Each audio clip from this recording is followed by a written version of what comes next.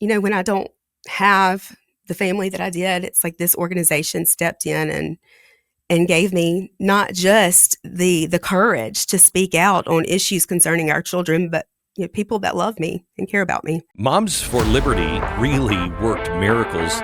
We have a crisis in America in public education. This is the future of our kids and our country.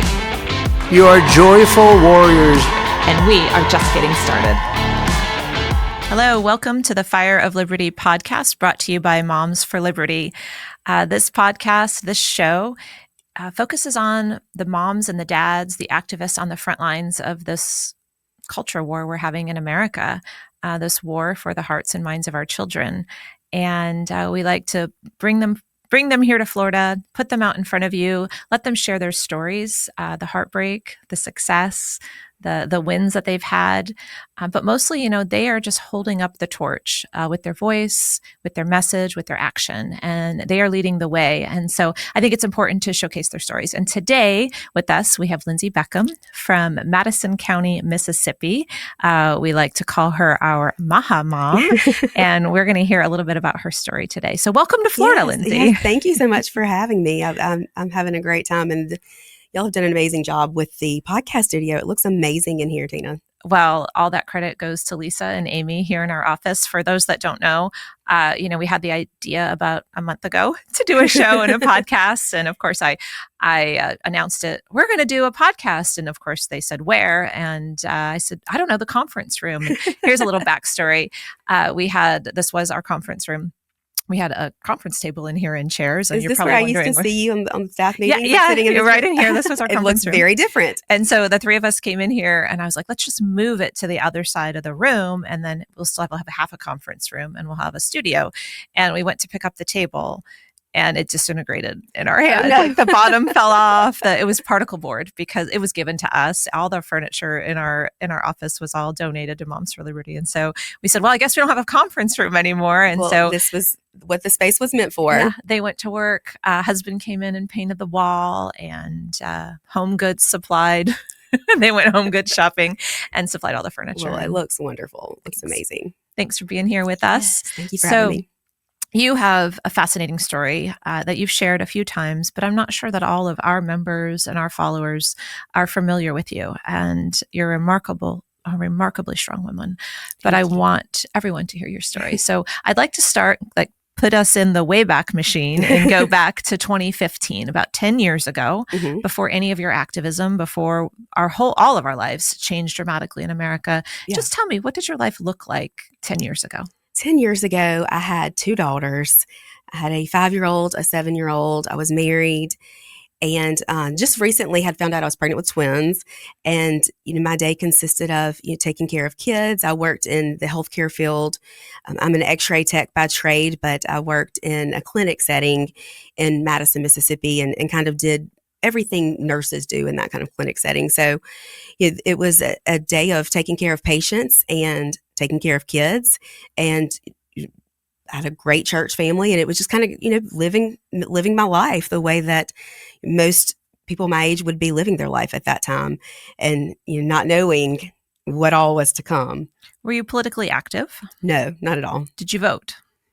I did in big elections. I've learned now just how important those local elections are, but in the bigger elections, I did. So presidential elections, I think majority of our members, that's what we learn about them. Maybe some of them didn't even vote in those. Yeah. And some, about 12% of our membership initially wasn't even registered to vote. So one of the things I love about Moms for Liberty is we bring together, so many people that haven't really been engaged politically before. And so that's clearly you. You're voting in just big elections. One thing you said earlier was that in this position, in this medical field, or that you were working in this clinic, you were helping administer vaccines, because that's part of your story, I believe, which is why I want to point that out. Yeah, absolutely. And that's just what I was taught to do. And I was taught if someone came in and they had stepped on a nail or cut their foot, you automatically ask when their last tetanus shot was, and you give a tetanus vaccine. And then we also started to give vaccines to the law changed, and incoming 7th graders had to have an updated tetanus shot. And then they no longer made tetanus by itself. So then they had to get a DTaP, tetanus, diphtheria, and pertussis all in one. So we were giving those to 7th graders all the time. And just, that's just every day. That's what I was taught to do. It was my job, and didn't think twice about it. Okay. Health professional giving vaccines, not political. 2 daughters pregnant with twins. Yes, 2 and 2 on the way. Yeah. Okay. And so where does the activism start? From that life, there's going to be a lot of changes from that life to now, but where does the activism start? 2017, I began to speak out concerning vaccines, because at that point, my twins were born and my son was vaccine injured. And so I began speaking out because I saw how it happens, like right in front of my eyes. And so I began to question, were these vaccines really safe and effective the way that we've been told? And I had lost my husband unexpectedly in October of 2016. The twins were born exactly 2 months later after his death. And as a single mom, I felt like it was my job to speak out when I saw something happen in front of my eyes to my child. I saw the regression. I saw my perfectly healthy baby boy no longer make eye contact with me. It was like I brought home a different child, and he had been just a champion, a warrior. He had open heart surgery at 5 months old and just fought like just the champion that he is. And so after these 18-month shots, he was never the same. And that's something that I've had to learn how to forgive myself for, because I had so much anger with myself for not doing the research myself, just blindly trusting that what I was being told was accurate. And so that's why I began to speak out and tell parents, do the research yourself, because I had spoken with so many other parents who had the same exact story. And when you're speaking out at that time in 2017, you have absolutely nothing to gain from it. So let's back up a little bit. So he's 5 months old and he has to have heart surgery. Right. So he's already struggling at that point? He was not eating enough and not gaining enough weight. And so we realized he had a heart murmur and had an echocardiogram and found out that he had what they call a ventricular septal defect, which is a hole between the bottom 2 chambers of his heart. And his was moderate to large. It was actually 7 millimeters to be exact. And they told me that there was no way he would grow out of it because it was too large and he would need open heart surgery at some point, which he did have at 5 months old, weighing right under 11 pounds. So teeny tiny 5-month-old who undergoes open heart surgery. And, then it's just doing so well. So his state, though, is kind of I don't know if it's a compromise. Is that what you would call his health at this point? Well, definitely, he had congenital heart defect, what they called congenital. And so he was delayed on vaccine schedules because of that. And you were doing therapy because he's got this, you cut down the center of his chest. So who delays them? You have to excuse some of my ignorance in all of this. Who delays his vaccine schedules? Is that standard operating procedure for a child that's about to have heart surgery? They say, let's not do vaccines right now. Is that kind of how it works? think that's kind of like the standard protocol. Okay. They just want to hold off until they're healthier. And so he was getting healthier. And of course, he's got this, this scar down the center of his chest where they went in to do the surgery. And so he wasn't as developed as his twin sister. Obviously, he crawled, after her. He walked after her, but he was doing really well. Was he cognizant? Because he's 18 months old. We're going to go from 5 months surgery and then jump to his 18-month-old time frame. He's interacting. He is communicating with you as an 18-month-old should. Absolutely. Slept through the night, smiled, was happy, played, and all that changed, in an instant. He what shots do they have? It's my youngest is 7. Excuse me, my youngest is 17, so I don't remember, the schedule and how it all went. But what shots do they have at 18 months? I'm sure you know. Yeah, well, because he was on a delayed schedule because of the heart surgery, they wanted to double up and give him the shots that he would have had at, I guess, his 12-month appointment, along with the shots for the 18-month appointment. And so there were numerous shots given that day. And I'd have to go back and look at all, I think maybe 9 or 10 different vaccines were given. So I have no idea really which one he had a problem with, but he began to spin in circles and beat his head and scream nonstop. And, like I said, not make eye contact. He wouldn't sleep. He wouldn't smile. So very much a different child. And, when I began to research and find out more and more, I was just shocked at some of the ingredients that are in vaccines, childhood vaccines. I found out that Mississippi was one of only 5 states at the time did not have a religious exemption. So in order to send your child to school in Mississippi at the time, any school, charter school, public school, private school, any school at all, they had to be vaccinated according to the CDC schedule. There was no opt-out. So you're educating yourself as any good mom would at this point, trying to figure out what the heck is going on with my child. I think many moms have maybe not been in the exact situation, but we've all had things happen to our children where we find ourselves deep in the internet sometimes and asking every expert and pulling out books and praying a lot to try to find the answers. And so that's the point you're at. It seems like you're learning a lot. You're learning, I see now I'm getting a glimpse into where the activism comes in, because you just said, oh, there's a law in one of only 5 states, Mississippi, where children cannot have religious exemptions. And so a minute ago, you said you started to speak out. So I'm guessing this is about the time you start to speak out. Yes. And so I started to speak out initially just on social media. And of course. Okay. So you're going to put out a post on your personal page. I don't know how smart that was. Looking back, is that really the smartest thing to do?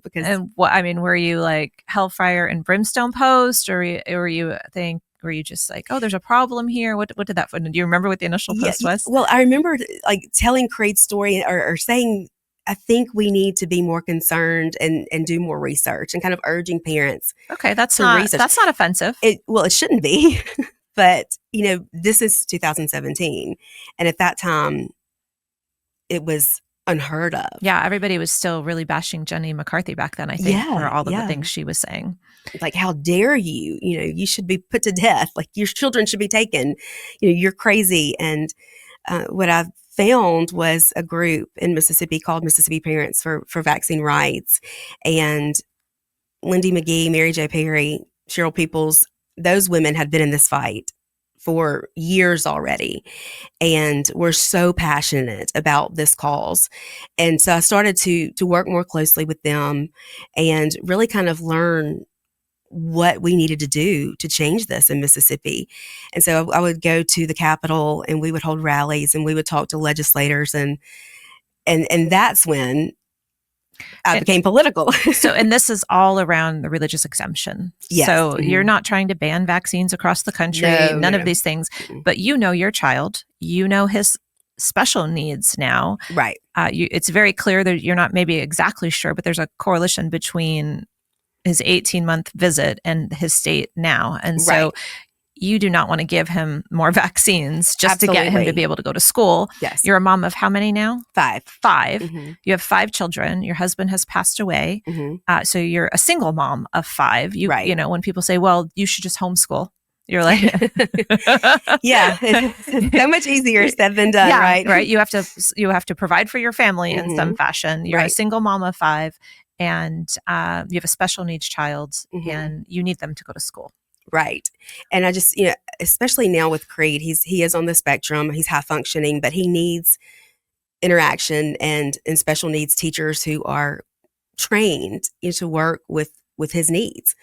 And so I began to speak out, and I began to really learn so much that I was so unaware of. And I'm ashamed to say this, but I really didn't even know how a bill became a law or how you change things. I think 90% of America is probably the same way. So you don't know how a bill becomes a law, but you do know that you need a religious exemption. Exactly. And so what do I do to get that?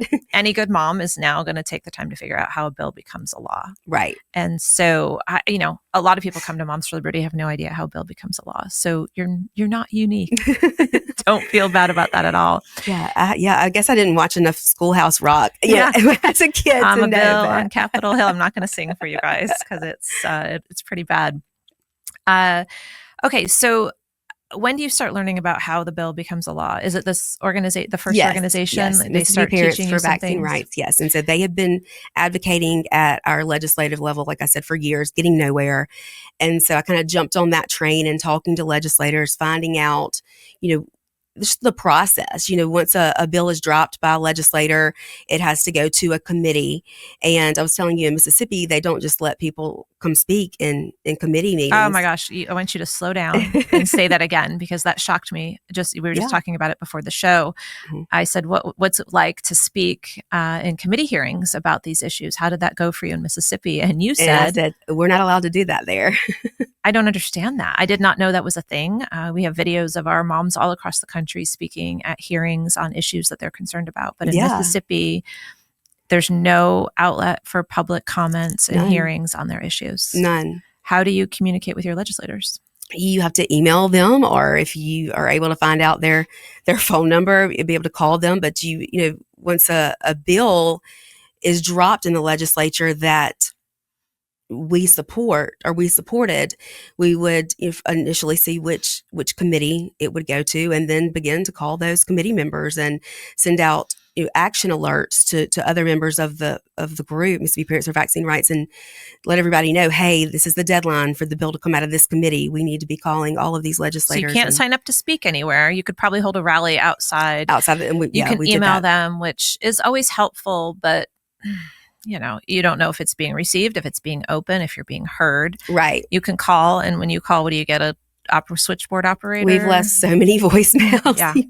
Just to the point where their voicemail box would fill up, and they wouldn't even empty it because I think they were just. So I think we need to call on Mississippi legislators right now and ask them to fix their system so that they can hear from their constituents. Things are not necessarily done in the sunshine in Mississippi like they're done in Florida, unfortunately. Well, we are the sunshine state. Yes. We're the free state of Florida. That's right. I'm very biased. Yes. Okay. And so I think now would be a good time to ask our viewers and listeners to support Patriot Mobile. They are a good friend and sponsor of ours. They sponsor our trainings and our workshops, our moms to go to our national summit. And they've been partners of ours shortly after we launched Moms for Liberty. They are good friends to us. And so I urge everyone watching and listening today to switch to Patriot Mobile. They are the only Christian conservative provider of cell phones plans in America right now. They one thing that you said about them is that every dollar you spend, it really can impact how you feel, and they do great things with their money. They're like you said, they're family oriented, and they donate to causes like Moms for Liberty. And I know they sponsored our summits, which have been incredible. We've all learned so much there. And other Patriot type organizations, they put their money where their mouth is, I think is a good way to say. And so with that, they've given us a code M4L. So it's patriotmobile.com/M4L. And you can get your first month free, and you can know that your dollars are going to a service that really is behind the causes that you stand for. I think it's important to know that they use the same national networks of all the three big carriers. And so your service will be just as great as it is now. And so switch to Patriot Mobile. Okay, back to our story with Lindsey. I'm Tina Deskovich, the co-founder and executive director of Moms for Liberty. Lindsey Beckham is from our Madison County, Mississippi chapter chair. She is our MAHA mom, and she also works for the national organization doing interviews. So if you are interested in starting a Moms for Liberty chapter, you'll end up with Lindsey, and she's going to screen you to make sure that you are a joyful warrior before you join Moms for Liberty. And you can always start a chapter with Moms for Liberty by going to momsforliberty.org. Yes, absolutely. It's so funny when I get on the phone with someone, they say, well, you're from the South, aren't you? And yes. Can you tell? Oh my goodness. Last week we had Alex from New Jersey, who has a very strong Jersey accent. She's a Jersey girl. And you are very much a Southern, can I call you a Southern Belle? Is that what? Sure. I'll take it. Yeah, I'll take it. Yeah. You very much have your Mississippi accent. So it's thick. Moms for Liberty covers the entire country. That's right. Yeah. And so let's talk a little bit about this activism role that you're now in. We started with 2015. You're just a mom, voted only in presidential elections. living a normal Sometimes life. I probably didn't vote for who people think I would have voted for either. Oh, that's fascinating. You want to talk about that a little bit? Sure. I did not vote for Trump. In fact, in 2016, I did not vote because I was You didn't vote at all. I was big and pregnant with the twins. They were born in December, and of course, the election was in November. And I was not a Trump fan at all. I think a lot of women in 2016 kind of stood where you were standing. Yeah. And then in 2020, I did not vote for Trump either. Are you serious? Do you want to know who I voted for? Yeah. You're going to laugh. Yeah, I'm not going to laugh at you. It's your vote. I voted for Kanye West. Ooh. Okay. Yeah. I'm not going to. You can judge. You can judge. I know. Fascinating. Was he really on the ballot, or you just wrote that he in? was really on the ballot. And I just, at that point, couldn't give my vote to Trump because, and this is what I said back then, I did not want to raise my girls in a world where the most powerful man in the country spoke about women the way that I had heard him speak about some women.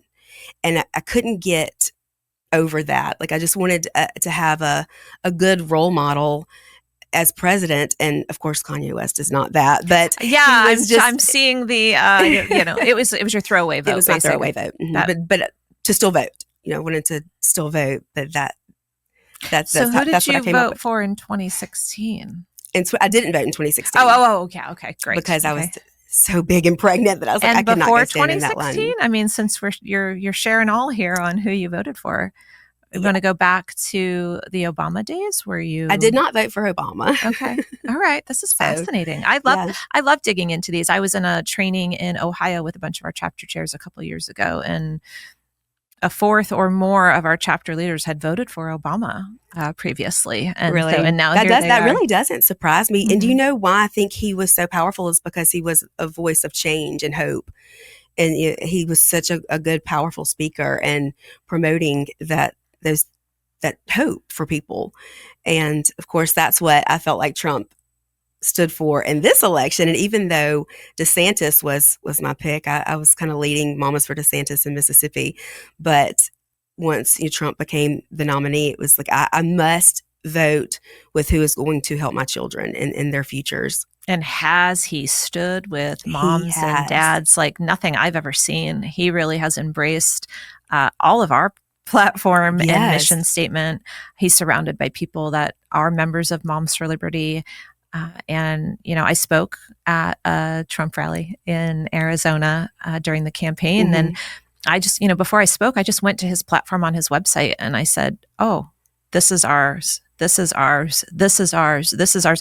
How could I not support this man? How could I not stand on stage and say, if we elect this man, if he keeps his campaign promises, mm-hmm. the things we're fighting for are going to come to fruition. The things we're fighting against are going to be ended. And right out the gate, day one with these things. And so proud supporter. Has kept his word when he didn't have to. I mean, because he can't run again. Correct. So he didn't have to do these things, but he has. And so I'm very impressed with the way he's kept his word to the moms and dads. I'm very excited to see where the MAHA movement goes under him with some of the people that have been appointed and put in place, RFK Jr. and some others, to see what they bring, what they shed light on. Yes. I'm not going to lie. Dr. Dave Weldon his nomination getting pulled from the CDC was frustrating to me. He lives here in my community. I knew you were a big supporter. Yeah, I know a lot of people who are big supporters. Yeah, I've known him for a long time. He's a good man, good family. All he's not anti-vax. He literally just questioned, just asked the questions in the early 2000s while he was in Congress. That's all he's done. He's a practicing MD here. And that's what needs to be done. Those questions need to be asked. But Big Pharma. Absolutely. Big Pharma came in and got his nomination pulled. So there's still funny business happening in DC. I do believe we got a lot of good quality people there. And, what RFK now is trying to do with the foods and the dyes. And very excited about that. And I'm sure you are as MAHA mom, Mississippi MAHA mom. Yes, absolutely. And, RFK, one of his attorneys, Aaron Seary, actually worked with us in Mississippi. We ended up, because we were not able to get anywhere at the legislative level, and we knew that it was unconstitutional for the legislature to ignore our religious rights and our deeply held religious beliefs, we sought out plaintiffs and we ended up suing the state of Mississippi. This and is so perfect transition back into your story, which is where we need to go. Yes. And so you sue the state of Mississippi. We sued the state of Mississippi, and ICANN, which is the Informed Consent Action Network, with Del Bigtree and Aaron Seary, who also has done a lot with RFK, they came in and took our case on, and just it was incredible what was done in that courtroom. And in April of 23, a judge in a federal court awarded us in Mississippi religious exemptions when it comes to vaccines, to childhood vaccines. What was that day like for you? I don't think I stopped crying. And Mary J. Perry, the president of Mississippi Parents for How Vaccine old is Rights, your son in 2023? He would have been 6. So 2 years ago. So he should be in public school kindergarten, first grade at that point. Yes. He's not, I'm guessing. He is because all of my children have medical exemptions. Okay. Now, in order to get one of those, you have to have a previous vaccine injury. So you already have to be injured to get a medical exemption. But because he and his siblings were able to get that. But many times the Mississippi Department of Health would turn those down, even if pediatricians would request them. So you have exemptions for your children, yet you are still in the fight. Yes. And you feel it so deeply that you are crying as they're announcing the results of that hearing. Absolutely. I think I cried for the next 48 hours. And Mary Jo Perry, who was the president of MPVR, she said, the air just feels a little more freer here in Mississippi. And what a statement that was, because it was like something that we had fought so hard for so long was coming to fruition. And now parents have that option. Great work. Great work. So let's talk about you starting a Moms for Liberty chapter. Yes. What year? So that I'm thinking 2022 is when Mississippi came on the stage of Moms for Liberty. Yes, that's right. So I had begun to show up at school board meetings because the vaccine issue was so important to me. And I didn't agree with the masking and the school closures and vaccine clinics being held on our school campuses. And the school district actually recommending that you give your child the COVID vaccine. I didn't agree with that. So I started to show up at school board meetings along with a lot of other parents who didn't agree with those things either. And of course, we felt ignored by our school board, like so many people did in those days. And we decided to form our own LLC. And the initial concept was to become a 501c4. And so, of course, I decided I would take that on. And then I saw the 650 pages of paperwork to do that. And I was like, oh, this might take a minute. And then out of nowhere, a girl that I was friends with from my hometown, but who's lived in Florida for a while now, kind of messaged me out of the blue and said, what you guys are doing over there is kind of the same as Moms for Liberty. Why are you not a part of that? And I said, well, what's Moms for Liberty? And so I looked you up. And I was like, oh, wait, I don't have to do all this paperwork. They've already done it. Yeah, Tina did it. She's in Florida. And I'm the one who had the same idea down here and pulled up how to start a 501c4 and the 1024s and all of the forms and all of the things that had to be filled out and filed. So thank you. So you're welcome. So you had your big stack of papers and you're trying to maneuver through it. And someone tells you to join Moms for Liberty and you decide, who interviewed you? Do you know? Amy Nisi. Yes. She was the original. So she served as a school board member before me here in the seat. I ran for her seat. And so after we started Moms for Liberty, she reached out and she said, this is great. How can I help? And I said, well, you can help screen. You can help screen who comes into Moms for Liberty. She taught me how to do it. Wonderful. That's great. So you launch a chapter in Madison County, Mississippi. And what's that like out the gate? Was there a huge pushback in your community or were people excited and you had a huge turnout? What was that like? Well, I think we initially launched with about 35 members. Okay. So we had that's a pretty decent group, especially for an area like Madison, Mississippi. And so we started out really strong. Of course, as things started to die down with the pandemic, a lot of support kind of faded. But in that time, I had found some questionable books in our school library, like a lot of people. Yeah, right. shocker. Although in Mississippi, you would think. Well, that's what You'd be in people good think. shape, yeah. People think, oh, it's not in Mississippi, not in the Bible Belt, not where we have a super Republican majority. That can't happen there. Think again, because it can, and it did, and it was happening. And we took a list of books to our school board, and for months they did nothing about it. And so, being the rebel that I am, I said, well, I will just read out loud from one of these books and make them listen to this if they're not going to do anything about it. And so I did that and wanted to crawl under the table, might I add. But they did something. It kind of went locally viral, I guess you could say. And our mayor in Madison County, Mayor Mary Hawkins Butler, and she's the longest female, has been mayor for the longest time as a female, the second longest in the country. So she's been Madison's mayor for quite some time. And I say to everyone that I felt like I was being called into the principal's office, because she called me and she said, hey, can you come? Oh boy. Come chat. This is after you read a quote unquote porn book at the school board meeting. You get a call from your mayor. Did you know her? No. And so I thought I was going to be reprimanded for making her schools look bad. Yeah. And I get in there and we talked for a long time. She prayed with me. She's a big believer in prayer and believed, in what I was doing. And so she brought in Jill Ford, who is my representative, and I met with her, and then we just started planning what we were going to do at the legislative level. And it was almost like, if the school board is not going to listen, I'll go over their heads, but I'll get it done. And so that's what we did. And we've been able to be really successful at the legislative level in Mississippi on numerous issues. So now you know how a bill becomes a law? I do. I know exactly how a bill becomes a law, and it is tricky. It's a process. Let's talk about that for a minute. So it's similar in most states. I'm sure you have a House and a Senate. Not all states are clear like that. And they're called different things. In some We're states called too. the legislature. Okay. And so you have a House and a Senate. We do. Obviously, you have a governor. Yes. So where do your bills start in Mississippi? Well, I've formed relationships with a good number of legislators who are conservative and who really believe in our mission. And so I reach out and say, hey, I want to do this. Can you help? And the majority of the time, they want to help. So is this a representative or a senator? Or you can start in either place in Mississippi? Either I have some senators that I have great relationships with.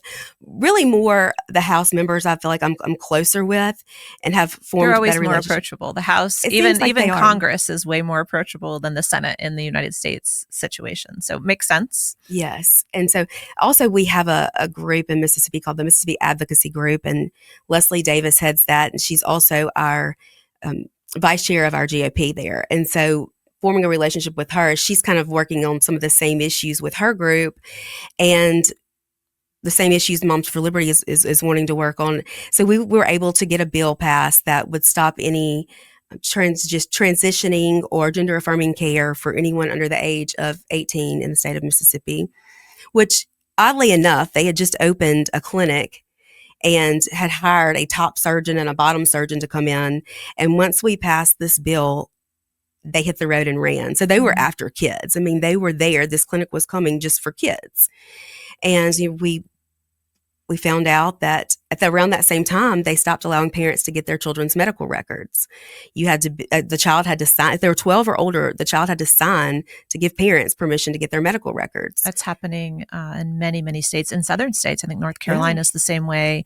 You wouldn't expect that. And so parents, you need to be aware of your state laws, because in many states, your 12-year-old child can get their own prescriptions, make their own medical decisions without you having any knowledge whatsoever. And 12-year-olds are still babies. They have no idea what they're doing. Especially with a special needs child like mine. Was, there's no way he could make medical decisions like that. So the next session, we went back and we changed that. We stopped that from happening. We were able to get what has been deemed the porn bill passed. And so there could be no explicit or obscene content in public schools. And also we did an age of verification bill. And so in order, back up. Yeah. You had to have a bill in your state to say there should be no explicit content in K-12 public schools? What we were finding were databases that schools use had ads that were running, and some of the content in the ads, ABSCO, was definitely not age appropriate for children. So these ads were being shown to children while they Yes. were at school on the databases that were being used for the computers. internal databases on an intranet system Yes. for the school district. Yes. And who found that? Like a teacher come to you, a mom was watching her child log in at home and saw it. Do you know where that came from? Initially, I believe it was American Family Association is out of Tupelo, Mississippi. And so I was working with some people from that organization, and they had learned this. I had not seen it myself, but they had learned it and showed me some examples of it. And I was like, oh, we've got to stop this. It takes a whole team. The one thing I'm hearing from you is one of our values at Moms for Liberty is to build relationships. And you have mentioned numerous people and organizations so far that you've worked with together to make this kind of progress in Mississippi to protect kids and families. So great job building those relationships. And thank you to all the partners that are working with you as a representative of Moms for Liberty to make these things happen. And so you've had some big legislative wins. It sounds like. I mean, you're listing them off right now. The porn bill. Well, so what's so funny, Tina, is that we passed this age of verification bill. And so you can't access pornographic content unless you upload your ID to show that you're of age. Well, when this happened, Pornhub, who is the biggest provider of porn across the country, decided they would no longer allow their services in the state of Mississippi. Are you kidding me? So they didn't want to police that information. So when people had to upload their ID, they didn't want. I'm going to do an all call right now for every state to look at that bill and to get that bill signed into law. Can you imagine what we could do with pornography in America if Pornhub just willingly pulled itself out because it didn't have the market?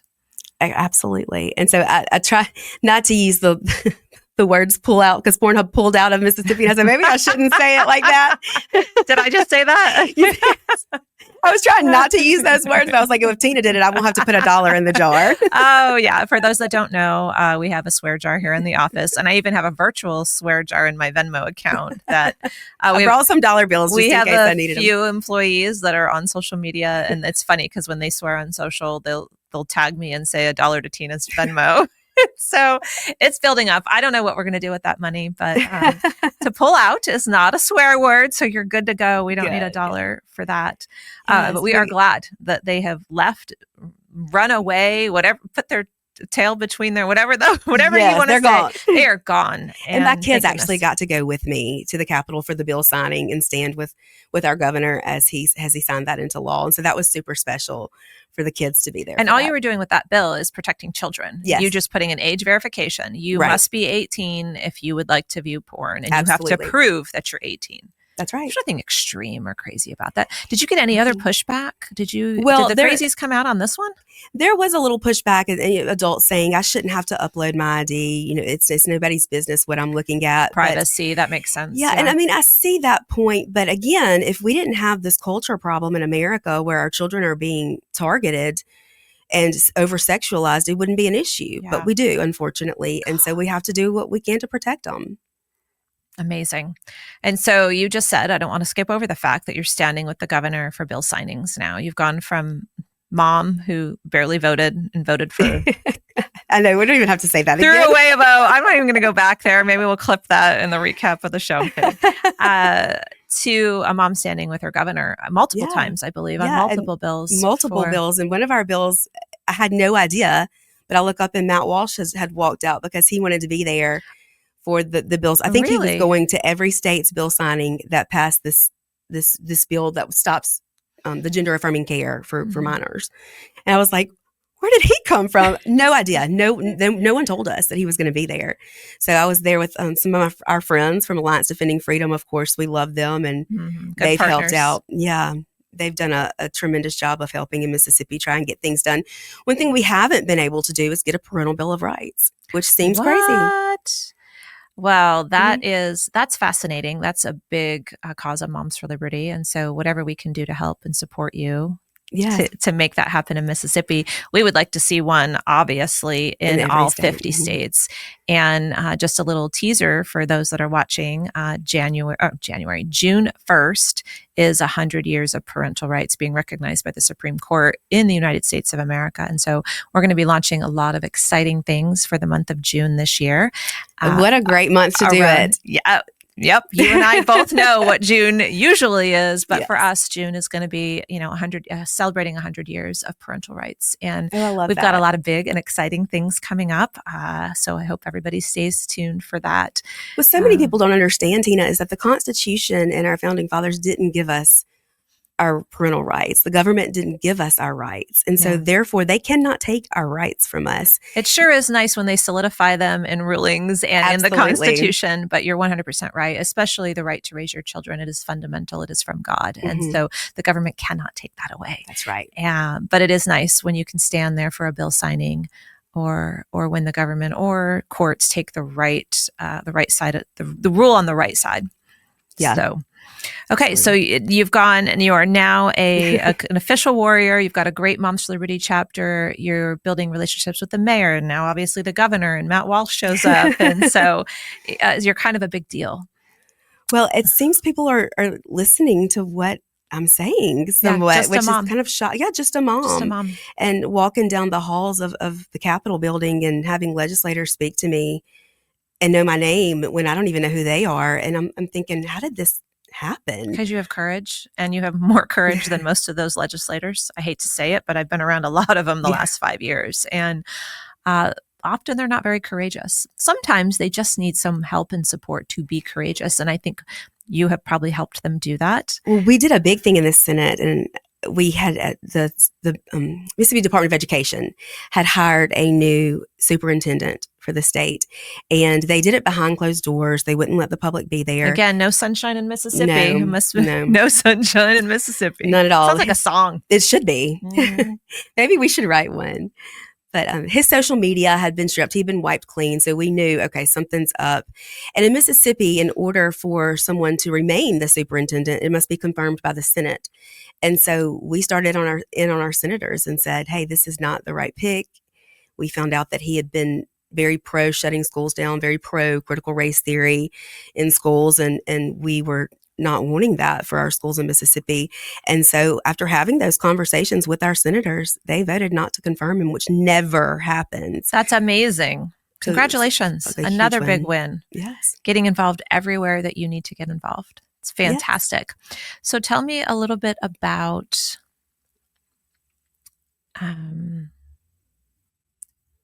the hits, the attacks. How is that in Mississippi? Is it, we heard a little bit from Scarlett in Wisconsin 2 episodes ago, and it's really bad in Wisconsin. Yeah. They came after her terribly.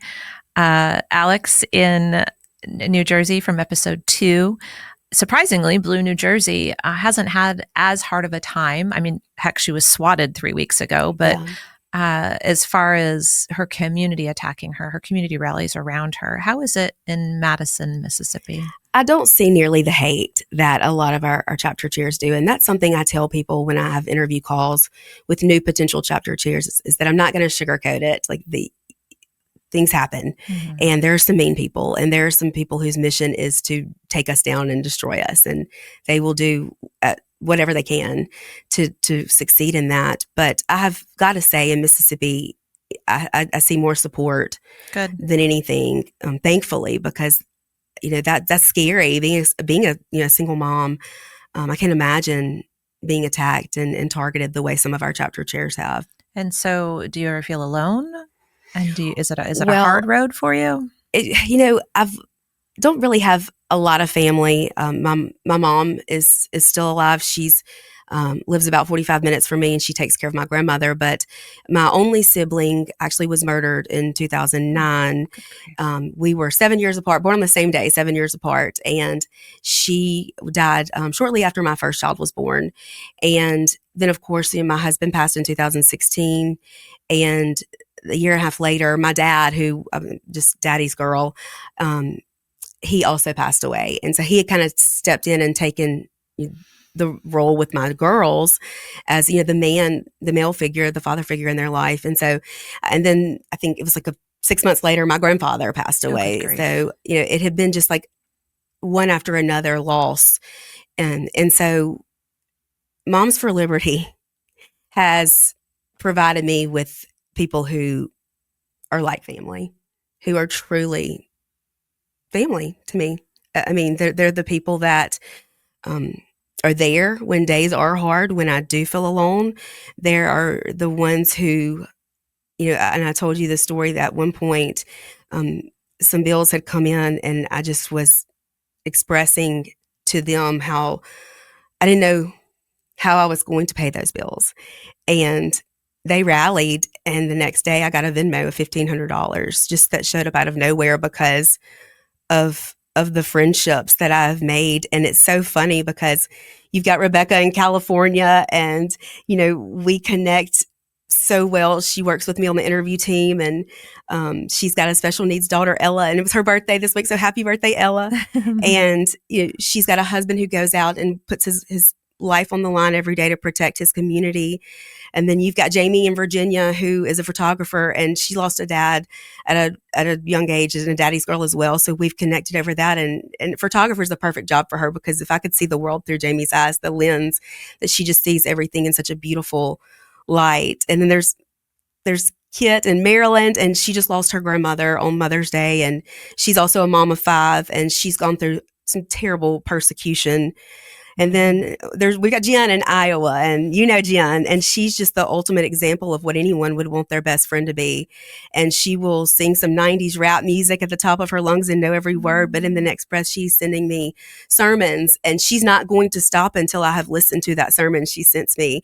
And then when I do, it's usually right on point with what I need to hear. And so those women are like family. When I don't have the family that I did, it's like this organization stepped in and gave me not just the courage to speak out on issues concerning our children, but people that love me and care about me. Gosh, that just fills my heart. There were some thoughts that came to me when we were starting Moms for Liberty, and one of the things that I kept feeling over and over is building a network so that people can find each other. And I still don't really understand what that meant or why I feel like that was an important part of what we were doing. But I think you just explained it to me very well. So I'm so thankful that for all of these women, I'm thankful that they're surrounding you in your times of struggle.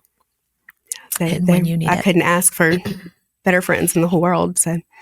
So grateful. Yeah. Okay. So let's start to wrap this up here. And I think, I usually like to end around being a joyful warrior. We have our national summit every year. Yes. I think you have attended. Yes. 2022. That was the first one in Tampa. I think you were there. I was 23 in Philadelphia, which was that was a wild one. That was a wild one. And it wasn't wild because we were wild. It was wild because there was 1,000 protesters outside. Yes. I actually brought my daughter Riley with me to that one, and she got to do the kids camp and get up on stage and dress up. That performance in Philadelphia from the so kids good. Was amazing. Yeah, we have Kids Club again this year. And so I want to invite everybody to go to momsforliberty.org/summit25. Early bird tickets, you can save $70 right now if you buy them before the end of May. And so that's a big discount this year. It's October 16th through the 18th at the Gaylord in Orlando, which is an amazing hotel. And Tina, I've got to tell you, the summit in Philadelphia. So I did not know this until I was an adult, till a few years ago.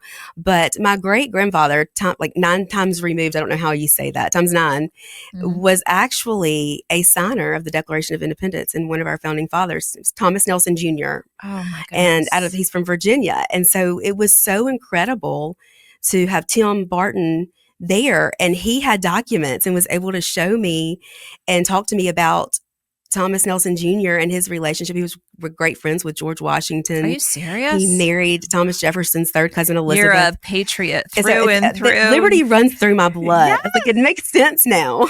That is so. I'm very jealous of that. One of my hobbies is genealogy. I've been doing it for almost 35 years now, and I have nobody. I cannot be a member of DAR because I have no one that came here before 1803, and so that I can find so far. So Well, they said there's, I mean, I've looked into it, and there's supposedly, allegedly, not that many direct descendants left. So I want to look into the genealogy and find out where the rest of his I don't line is. want to plug just some random organization here because we've plugged our sponsors, but I use Ancestry.com. Been on there for 30 years, and it's That's a on my tool. list of Do it. things to do. Do it. Okay, let's wrap it up with Joyful Warriors. That's Joyful Warrior. That's the name of our summit. That is what we are at the core. We are Joyful Warriors. What does that mean to you? To me, and this is such a great way to end the podcast, because I get to ask this question to everyone that I interview, like, what does being a joyful warrior mean to you? And I've heard a lot of different answers. Hold on, because we're going to end with whatever you say as joyful warrior.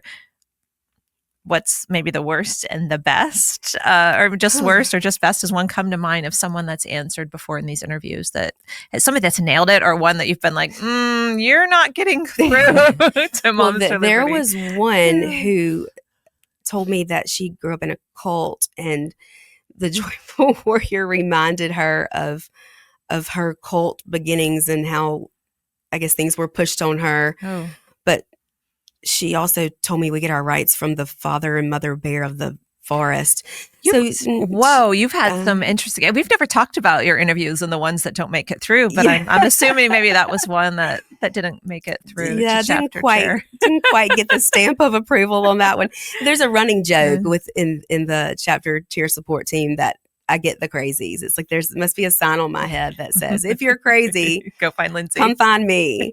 So that's our running joke. But and I think you and Tiffany, when y'all accepted your award and you talked about being a joyful warrior, I don't think it could be put any better than, we are moms. We're not going to give up. We are not going to go away. We're not going to back down. We're going to fight like heck. I'm going to say heck for Tina. We're going to fight like heck. If you got $1, you could say hell.